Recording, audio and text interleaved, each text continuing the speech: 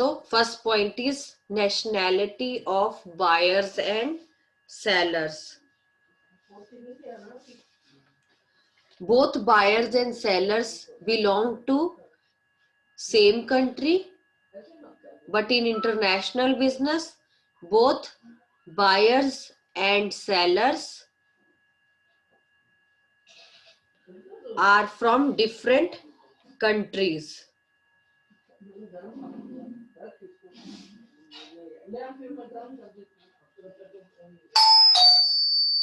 Second point है nationality of stakeholders.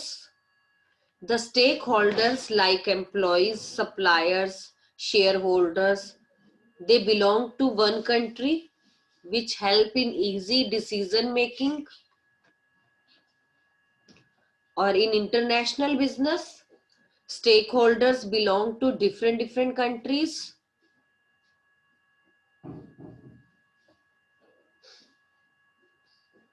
which make the decision process complex. Why the decision making is complex? Because of difference in their value systems, their aspiration, their concentration. Third आ जाएगा mobility of factor of production.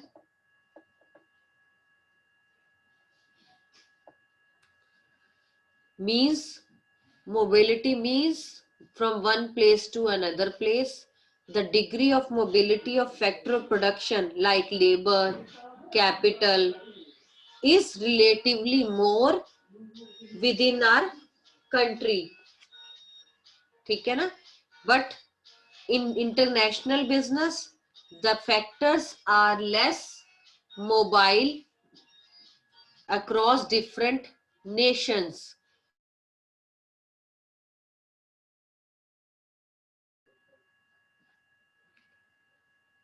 Clear? Mobility of factor of production means जो factor of production है they are relatively more with in our country and less in other countries because due to social and economic environment. Next is nature of customers. Customers are more homogeneous in their taste, preference, consumption patterns and buying behavior in domestic business. Means यहाँ के जो business होंगे वहां पर आपको यहाँ के social backgrounds, उनके टेस्ट, प्रेफरेंस, उनके कस्टम ट्रेडिशंस का पता है. लेकिन अगर इंटरनेशनल बिजनेस में बात करें, customer lack homogeneity due to taste, preference, language, customs. Clear? तो नेचर ऑफ कस्टमर भी डिपेंड करता है. होमोजीनियस हो जाता है या हेट्रोजीनियस भी बोल सकते हैं या लैक ऑफ होमोजीनियस भी बोल सकते हैं उसको.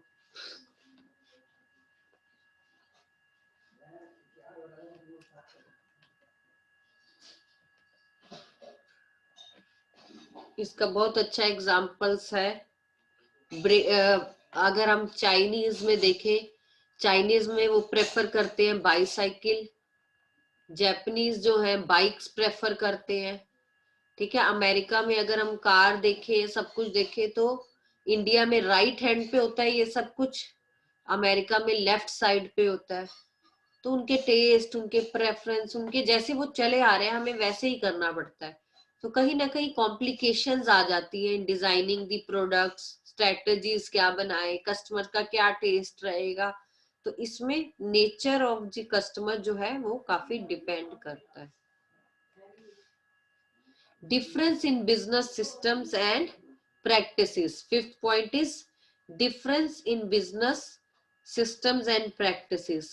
अब देखिए हमारे इंडिया में अगर हम डोमेस्टिक बिजनेस की बात करें, या मोर होमोजीनियस एक्टिविटीज और प्रैक्टिसेस हैं. जैसे अभी हमने ऊपर बात की, हमें पता है यहाँ के क्या फेस्टिवल्स हैं, क्या कस्टम्स हैं, क्या इन लोगों की प्रेफरेंस है. ठीक है? पर वहां पर अगर हम देखें, हमें ना उनके डेवलपमेंट लेवल का पता, हमें इंफ्रास्ट्रक्चर का नहीं पता, मार्केटिंग सपोर्ट सिस्टम्स का नहीं पता, सर्विसेज का नहीं पता. तो कहीं ना कहीं बिजनेस के जो सिस्टम्स और प्रैक्टिसेस हैं दोनों कंट्रीज में डिफरेंट होते हैं, अपने कंट्री का हमें सब पता है, ठीक है ना।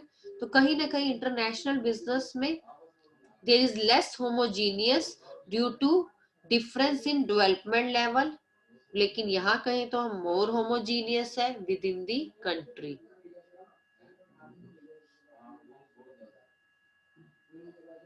क्लियर।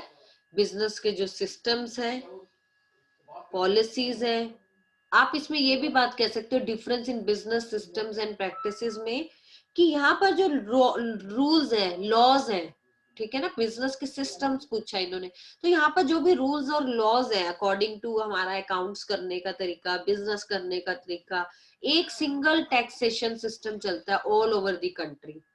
अब इंटरनेशनल बिजनेस हम करेंगे तो उनके तो रूल्स, उनके लॉज, उनके टैक्स की पॉलिसीज बिल्कुल अलग होगी, वेरियस कंट्रीज की डिफरेंट डिफरेंट होगी ना हर कंट्री की, तो कहीं ना कहीं बिजनेस सिस्टम्स और प्रैक्टिसेस या पॉलिसीज में फर्क आएगा।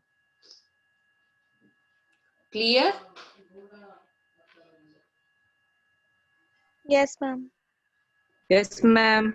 नेक्स्ट पॉइंट आ जाएगा 6 point, political system and risk. Same है, पॉलिटिकल फैक्टर्स में अगर हम बात करें, हम गवर्नमेंट की बात करते हैं, ठीक है, हम पॉलिटिकल सिस्टम की बात करते हैं, हर कंट्री का अपना अपना पॉलिटिकल सिस्टम है, उसको समझना जरूरी है, हमें एफर्ट्स लाने पड़ते हैं कि हम समझे अपने सिस्टम को। अब अपनी कंट्री का तो आप समझ लोगे, दूसरी कंट्रीज का कीप ऑन चेंजिंग है, तो ये तो बहुत बड़ी प्रॉब्लम आ जाती है कि आप उनकी पॉलिटिकल सिस्टम को कैसे समझोगे।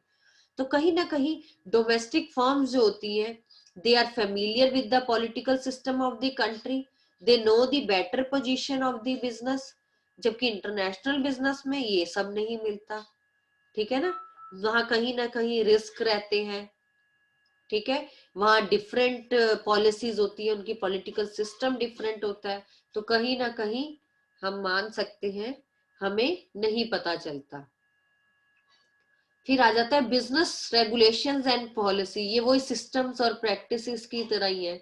सिस्टम और प्रैक्टिसेस में हम जैसे कह रहे थे एक ही होमोजीनियस प्रैक्टिस चलती है, यहाँ वही बिजनेस के रूल्स एंड रेगुलेशंस वाली बात एक बार फिर आ गई, कि अगर हम बोले बिजनेस, डोमेस्टिक बिजनेस में, तो यहाँ पर रूल्स, लॉज, जो भी टैक्सेशन पॉलिसी है वो सेम होती है, जबकि अगर हम इंटरनेशनल बिजनेस के मुकाबला करें तो वहां डिफरेंट चलती है, उनकी टैक्सेशन पॉलिसी, उनका जो मेथड है, way of doing the business is different, ठीक है ना। हो सकता है हमारे यहाँ सब्सिडीज देते हैं, कोटास देते हैं, इंपोर्ट ड्यूटीज लगती है, उनके अलग लगती होगी, हो सकता है उनका डिफरेंट वे हो, तो कहीं ना कहीं ये भी प्रॉब्लम आती है।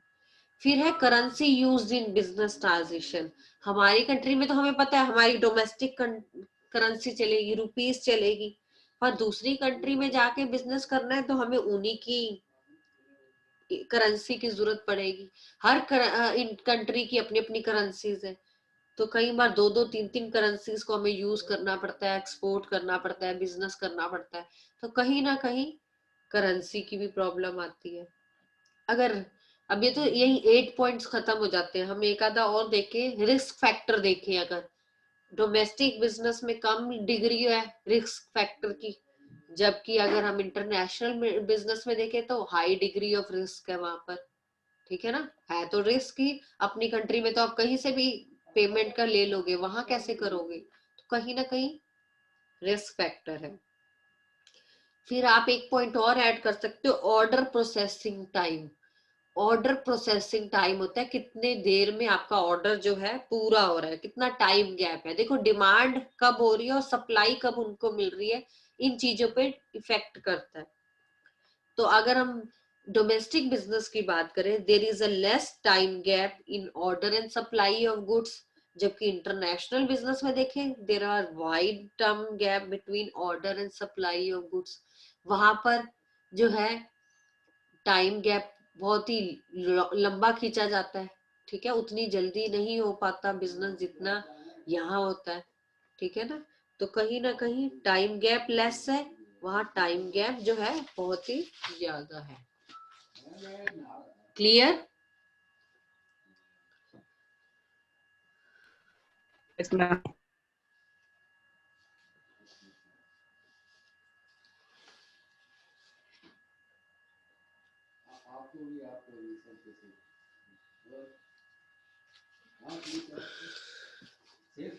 तो हमने टोटल किए इसके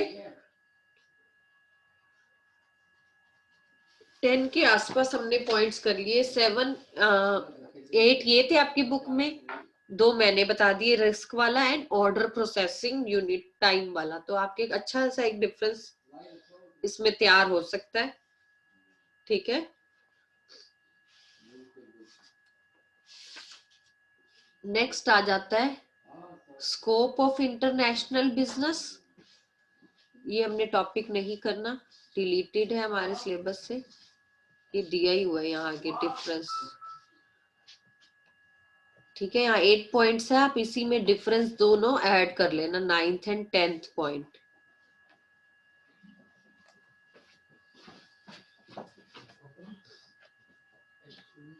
नेक्स्ट आ जाता है last topic in this chapter. यहाँ चैप्टर हमारा कंप्लीट हो जाएगा। मार्क कर लेना आपने क्या क्या टॉपिक्स किए हैं। Benefits of international business. अब बेनिफिट्स क्या मिले हमें एक इंटरनेशनल बिजनेस करने के।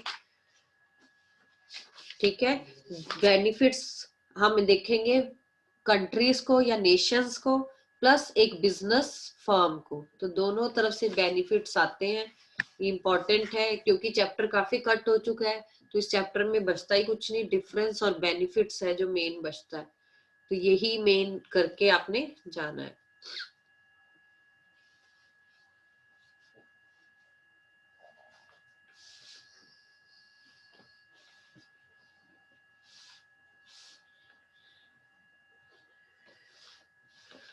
चलिए, बेनिफिट्स ऑफ इंटरनेशनल बिजनेस। जो इंटरनेशनल बिजनेस है वो बहुत ही इंपॉर्टेंट है for both the Nations and business firm and also offer several benefits.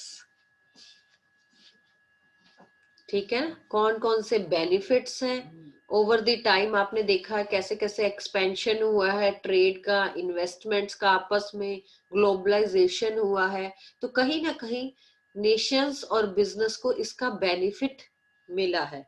तो फर्स्ट हम करेंगे benefits to the countries. First point है earning of foreign exchange. International business एक कंट्री को हेल्प करता है to earn the foreign exchange.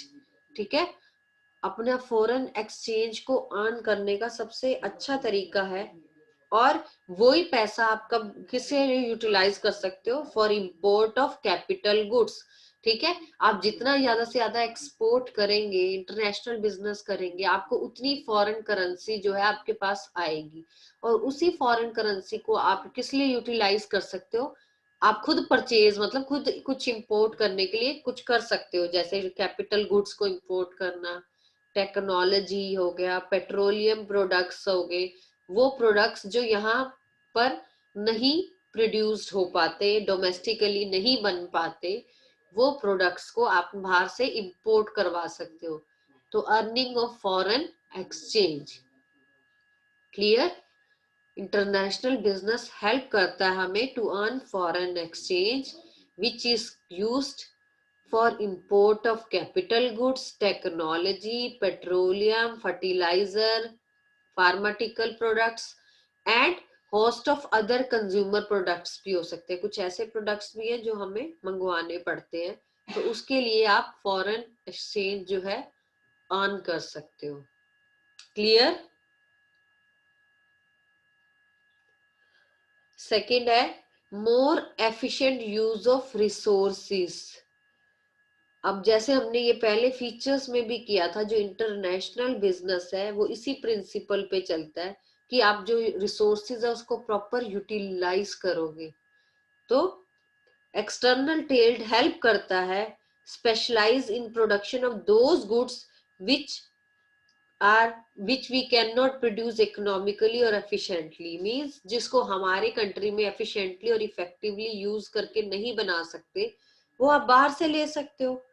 ठीक है, जिन कंट्रीज के पास एक्सपोर्ट सरप्लस है, मतलब हमारे पास काफी प्रोडक्शन होती है उन चीजों की, तो हम उनको बाहर एक्सपोर्ट कर सकते हैं और इन चीजों को मंगवा सकते हैं।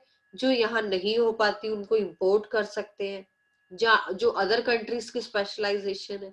तो कहीं ना कहीं इससे क्या होगा, हमारे यहाँ एक सरप्लस है तो हमने बाहर दे दिया, उनके पास सरप्लस है तो उन्होंने हमें दे दिया। इससे क्या हुआ, एक बार्टर सिस्टम वाला सिस्टम ही हो गया ना, कि तुम्हें ये चाहिए ले लो, हमें वो चाहिए हमें दे दो।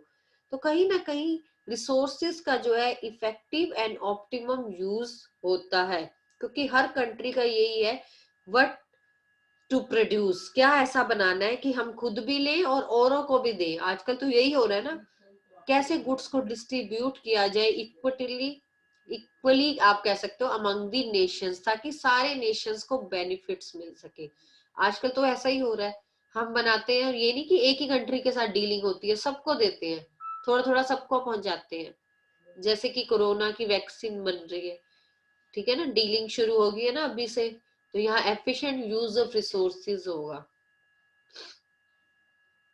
थर्ड है improving growth prospect and employment potential. इसको आपने कंट्रीज के हिसाब से लिखना है, सोच के कंट्री को क्या बेनिफिट हो रहा है। तो कहीं ना कहीं इंटरनेशनल बिजनेस होने से जो आपकी ग्रोथ प्रोस्पेक्टस है मैनी कंट्रीज की, वो डेवलप होंगी, उनकी प्रोडक्शन कैपेसिटी इंक्रीज होगी, उनका एक्सपोर्ट का सरप्लस यूज होगा, कंट्री ज्यादा से ज्यादा इंपोर्ट करेगी, टेक्निकल गुड्स हो गए, कैपिटल गुड्स हो गए। तो कहीं ना कहीं डायरेक्टली और इनडायरेक्टली आप देखो, जब इतना काम होगा तो कहीं ना कहीं एम्प्लॉयमेंट अपॉर्चुनिटीज जो इंक्रीज होंगी, लिखा है ना इसमें improving growth prospectus and employment potential. तो एक्सटर्नल ट्रेड होने से एम्प्लॉयमेंट मिलती है डायरेक्टली और इनडायरेक्टली। क्यों? क्योंकि अगर हमारे यहाँ गुड्स प्रोड्यूस हो रहे हैं जो बाहर भेजने हैं, हमने एक्सपोर्ट करने हैं, तो कहीं ना कहीं हम लार्ज स्केल जो है वर्कर्स को हायर करेंगे, डिमांड बढ़ेगी, तभी हम यहाँ वर्कर्स को काम देंगे। सेम इज द केस वहां। तो यहाँ गुड्स बनने से लेके वहां पहुंचने तक काफी लोग हैं जिनको एम्प्लॉयमेंट मिलती है, ठीक है ना। तो कहीं ना कहीं हमने देखा है, आप स्ट्रेटेजी लगाओ, एक्सपोर्ट को बढ़ाओ, अपनी मार्केट को फ्लरिश करो और छा जाओ, मतलब एक तरह की, जिससे क्या होगा, आप अपॉर्चुनिटीज फॉर एम्प्लॉयमेंट क्रिएट करोगे, ठीक है ना, डेवलपमेंट करोगे।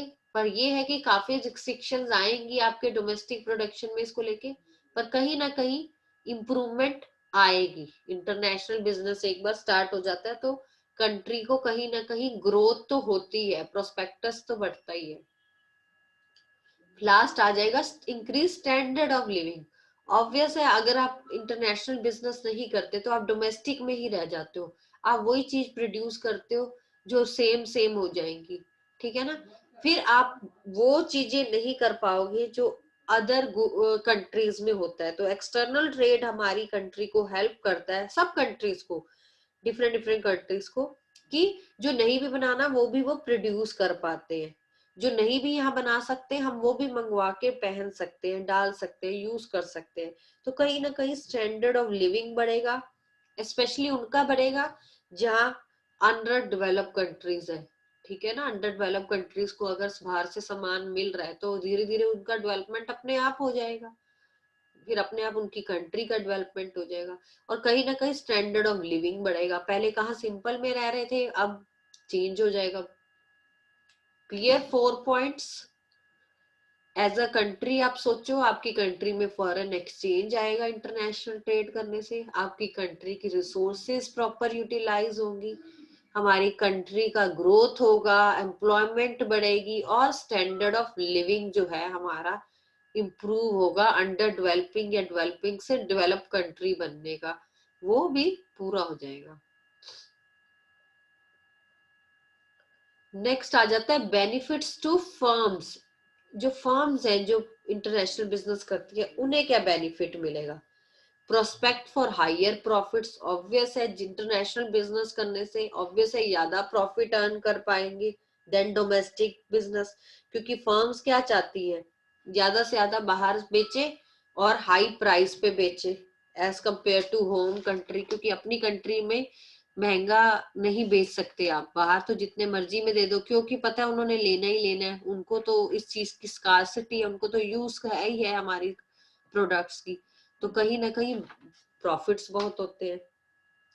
सेकंड है इंक्रीज कैपेसिटी यूटिलाइजेशन।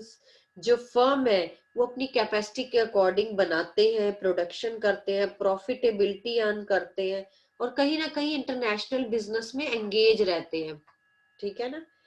और जैसे जैसे उनकी प्रोडक्शन कैपेसिटी इंक्रीज होती है, फर्म को एडवांटेज मिलता है। अब देखो, पहले अपने इंडिया के लिए मान लो बनाते थे, अपनी कंट्री के लिए बनाते थे, अब और कंट्रीज के लिए बनाते हैं। तो कहीं ना कहीं कैपेसिटी यूटिलाइजेशन करेंगे, लार्ज स्केल प्रोडक्शन करेंगे, जिससे कॉस्ट ऑफ प्रोडक्शन उनकी कम होगी। हम जितना ज्यादा बनाएंगे उतनी हमारी कॉस्ट ऑफ प्रोडक्शन भी तो कम होगी ना। जितनी कॉस्ट ऑफ प्रोडक्शन कम होगी उतना ही प्रॉफिट मार्जिन बढ़ जाएगा। तो कहीं ना कहीं अगर आप पूरी प्लानिंग करो कैसे कस्टमर्स को अफेक्ट करना है, कैसे बढ़ाना है, तो लार्ज स्केल प्रोडक्शन करो, कॉस्ट ऑफ प्रोडक्शन को कम करो, जिससे प्रॉफिट मार्जिन इंक्रीज हो जाएगा। फिर है प्रोस्पेक्टस फॉर ग्रोथ। ऑब्वियस है, हर बिजनेस जो फर्म्स हैं वो एक ऐसे पॉइंट पे आ जाती है जब उसको लगता है कि यहाँ हमारी कोई डिमांड नहीं है प्रोडक्ट की। उनको लगता है कि इंटरनेशनल बिजनेस करने से ही ग्रोथ होगा, प्रोस्पेक्टस होगा, क्योंकि आगे बढ़ना है तो आगे का सोचना पड़ेगा। तभी तो इतनी एमएनसीज जो है एंटर करगी हमारी मार्केट में, ठीक है ना। अब देखो, अब बाहर की कितनी कार्स हैं, फूड प्रोडक्ट्स हैं, कितनी डिमांड है इंडिया में, पता चल जाता है ना उनको। और कहीं ना कहीं हमारे ग्रोथ के लिए भी बेटर है ये। फोर्थ पॉइंट आ जाएगा, way out to intense competition in domestic market. Where there is intense competition in domestic market, तो इंटरनेशनल बिजनेस क्या देखती है, वो आ जाती है, यहाँ ग्रो करती है, एक्सपैंड करती है।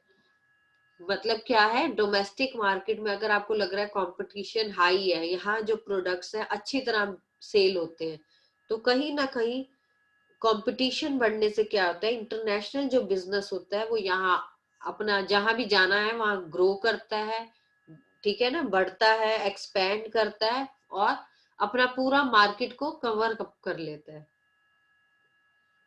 एंड लास्ट आ जाएगा इम्प्रूव्ड बिजनेस विजन। इंटरनेशनल जो बिजनेस है वो हेल्प करता है फर्म्स को कि अपनी विजन की अपना जो बिजनेस का विजन है, मतलब जो सोच है, जो आपका टारगेट है, ठीक है, जो आप सोच रहे हो उसको ग्रो कर रहा हो, उसको इंक्रीज करो, उसको मोर कॉम्पिटिटिव लाओ, उसमें चेंजेस लाओ, डाइवर्सिफिकेशन लाओ, ठीक है ना, स्ट्रेटेजीज अपनाओ, ताकि आपका जो प्रोडक्ट है उसकी डिमांड बढ़ जाए, आपके जो कह लो कंट्री का वो है वो इंटरनेशनलाइजेशन हो जाए। तो कहीं ना कहीं अगर आपकी बिजनेस की सोच है उसको इम्प्रूव करो, इंटरनेशनल बिजनेस वो भी करने में हेल्प करता है। तो फर्म्स की बात अगर हम कर रहे हैं, फिर से रिपीट करेंगे, प्रॉफिट्स अर्न करने में हेल्प करता है, कैपेसिटी यूटिलाइजेशन में हेल्प करता है कि आपकी कितनी कैपेसिटी और आप कितना और करना चाहते हो, मतलब लार्ज स्केल प्रोडक्शन से रिलेटेड है। फिर ग्रोथ है, वो तो नेशंस के लिए भी थी और इसके लिए भी है। और intense competition in domestic market लाता है। जब आप इंटरनेशनल बिजनेस में जाते हैं तो कहीं ना कहीं जो डोमेस्टिक मार्केट होती है उसको इफेक्ट करता है, तो फिर वो भी ग्रो करती है।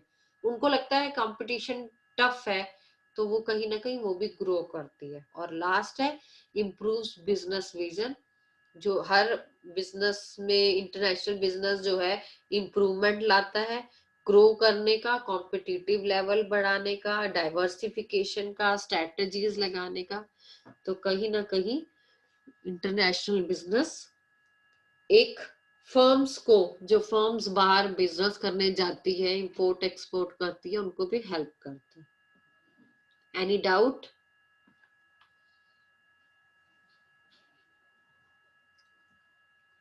Ma'am third point.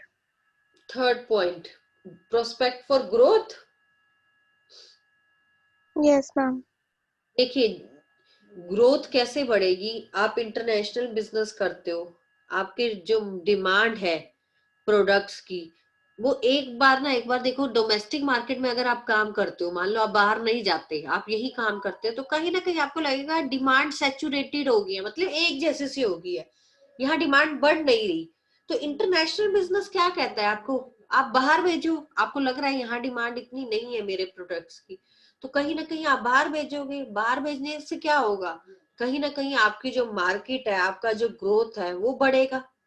जैसे मैंने एमएनसी का बड़ा अच्छा एग्जांपल लिया अभी, इतनी सारी एमएनसी आ गई है हमारे यहाँ पर, ठीक है, आजकल हम हर प्रोडक्ट ही दूसरी बाहर की कंपनी का यूज कर रहे हैं, क्यों? क्योंकि बाहर में वहां वहां वो सेल कर चुके हैं, वहां उनको पता है हमारी मार्केट डोमेस्टिक नहीं चल रही, तो वो यहाँ ला रहे हैं। सेम ही इधर है, खादी को हम इतना प्रमोट करते हैं, यहाँ खादी फिर भी इतनी नहीं चलती जितनी हम बाहर बेचते हैं, तो वहां बाहर इतनी उसकी डिमांड है। तो कहीं ना कहीं ग्रोथ बढ़ रही है ना, ग्रो हो रहे हैं, जितना इंटरनेशनल ट्रेड करेंगे हमारी जो ग्रोथ है, हमारी जो डिमांड है वो बढ़ती है। तो कहीं ना कहीं फर्म्स के लिए तो ये बहुत अच्छा तरीका है कि यहाँ डिमांड नहीं है तो बाहर भेजो, वहां पिकअप हो जाएगी डिमांड, मतलब फास्ट हो जाएगी डिमांड। क्लियर? Yes, ma'am. वैसे इसमें प्रॉब्लम्स भी वैसे पूछी जाती हैं, ये तो हमने चलो बेनिफिट्स बताए, अगर हम वैसे थोड़ा सा देखें कि प्रॉब्लम्स भी कहीं आती हैं। अभी हमने पीछे पढ़ा कि करेंसी की प्रॉब्लम आती है, फॉर्मेलिटीज बहुत है, लैंग्वेज की प्रॉब्लम आती है, ठीक है ना, डिस्टेंस की प्रॉब्लम आती है, ट्रांसपोर्टेशन की इतनी प्रॉब्लम्स आती है, रूल्स एंड रेगुलेशंस की प्रॉब्लम आती है, इतनी प्रॉब्लम्स आती है इंटरनेशनल बिजनेस करने में, पर फिर भी बेनिफिट्स बहुत है इसके, ठीक है ना। बेनिफिट्स दोनों के लिए अभी हमने पढ़े, नेशंस के लिए भी और फर्म्स के लिए भी। तो कहीं ना कहीं बेनिफिट्स देखते हुए प्रॉब्लम्स हम सॉल्यूशन निकाल सकते हैं उनका। क्लियर? Yes, ma'am.